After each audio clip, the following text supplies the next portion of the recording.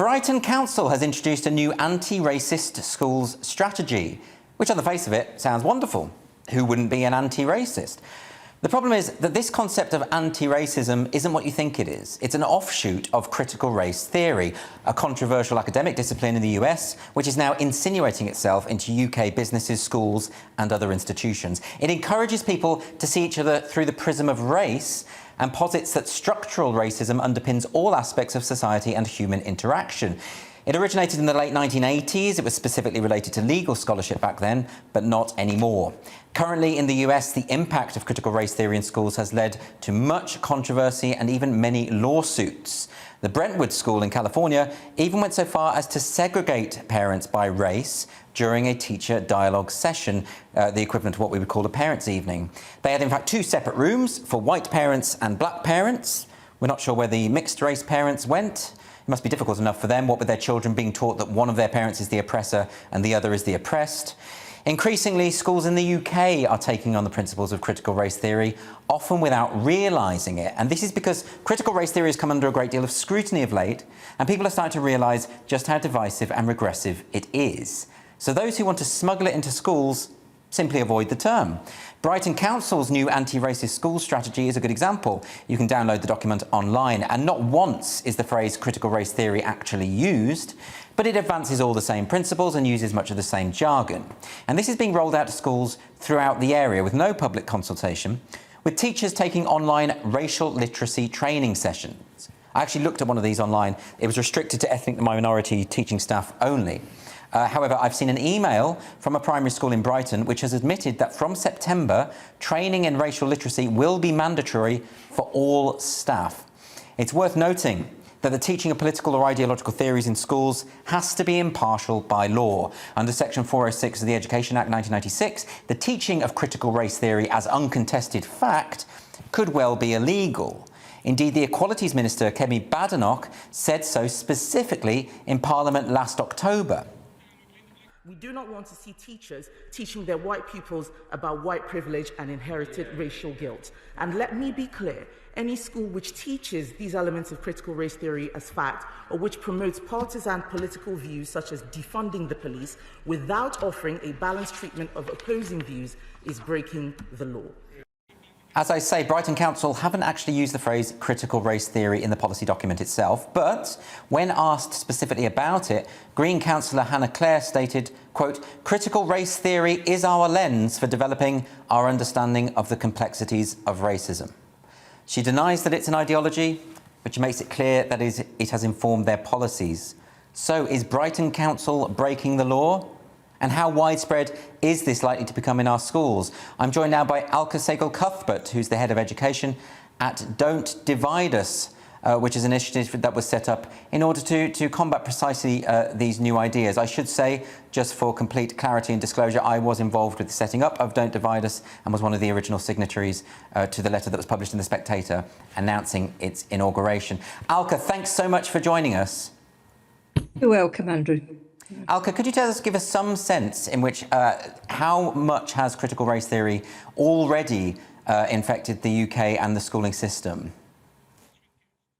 OK, well, first thing to say is that it's not actually a theory. If it were a theory proper, it would be something that would be open to be tested and scrutinised and falsifiable, and it isn't.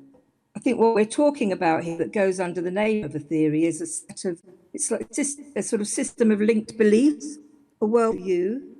It's a very authoritarian one. It's certainly breaks all the kind of standard normative rules of how knowledge is produced within the disciplines. It breaks, as far as I'm concerned, any ethical commitment to a liberal society or a liberal culture. And as Kemi Badenoch has said, it's kind of all runs very close to breaking the law, and in fact, does break the law when it is taught, as it often is, although sometimes unintentionally, as if it were just like the normative way of being, the default position.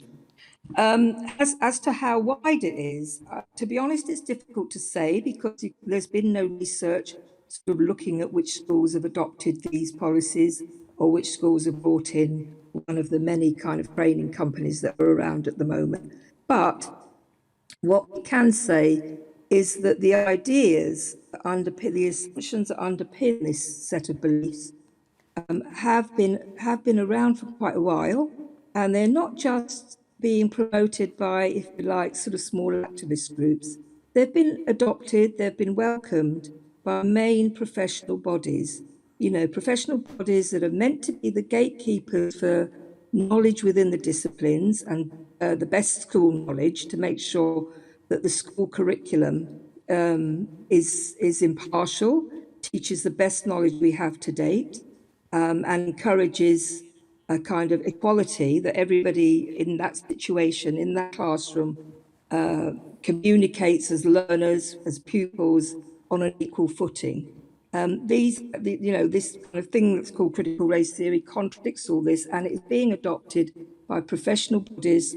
You can look on the online material of bodies like the National Association for the Teaching of RE, or some sections of the History Association, and you'll see that these ideas are being promoted as really uncritically.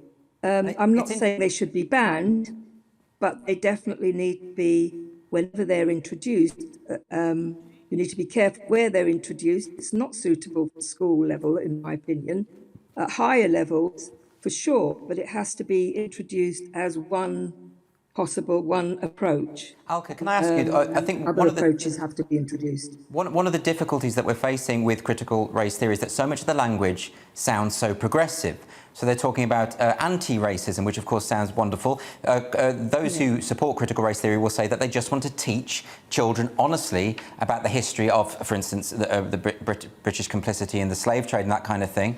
And of course, all of that is well and good, and I'm sure you would support that as well. But how do you counter something that is so regressive when it is couched in these progressive terms? Well, I think you've got to look, you have to just ask simple questions of, is it true? Because, when they say, all history is being whitewashed, well, we have to ask, is it true? And you look to what's in the curriculum at the moment, and it's far from perfect, but it's certainly not the case that slavery, colonialism, or the kind of more kind of egregious parts of history, if you like, aren't there. They are there. So it's not like anybody is kind of deliberately attempting to whitewash the school curriculum. There are definitely flaws in it, because the curriculum is a selection. Somebody has to make a selection. And I think for quite a long time, I think it's been neglected. And there are definitely I think really the whole question of education as a whole needs fundamental looking at, what do we want it to do? What do we want the curriculum to do? Now, so it's not true, right? These history is not being whitewashed. And if it were just a case of saying, look, we want to teach a wider range of, we want to teach the context of historical events, so that we don't just understand any one thing. For example, what Winston Churchill did, or what the British government did when it introduced literature in India in the early 19th century. We don't just see those acts as just sort of things that the British government has done in splendid isolation, but we see them relationally. We look at them in terms of what was happening internally with Britain, for example, in the case of India, and what was happening in India as well. So there's that's, if you like, is a knowledge case, which is fine, but that is not what's going on here.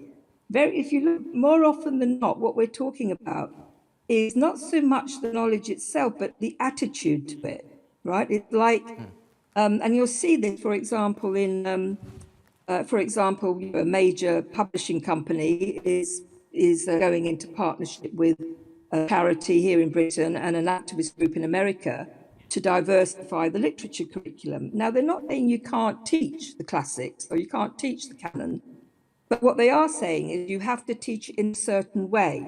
You have to interpret it in a certain way. If you teach To Kill a Mockingbird, you have to teach it as a racist book, not as a book that questions racism but might have shortcomings, or that now we know more than we did when Harper Lee wrote the book, or anything like that. No, it has to be taught in this single, all-determining way. And that's like, to me, that's the sort of act of intellectual and aesthetic vandalism. It's like saying, look at something beautiful, a beautiful painting by Michelangelo, put out your eyes so you can't see its beauty, only interpret it in the way we're telling you to. That's Well, so anti-educational, it's untrue. Well, I think this debate is going to go on and on as the influence of critical race theory grows in the UK. So, Alka, thank you ever so much for joining us today. When asked about this, we've had a response from Brighton Council. There's nothing in its current guidance or resources that is against the law, nor are there recommendations to teach white privilege or inherited racial guilt.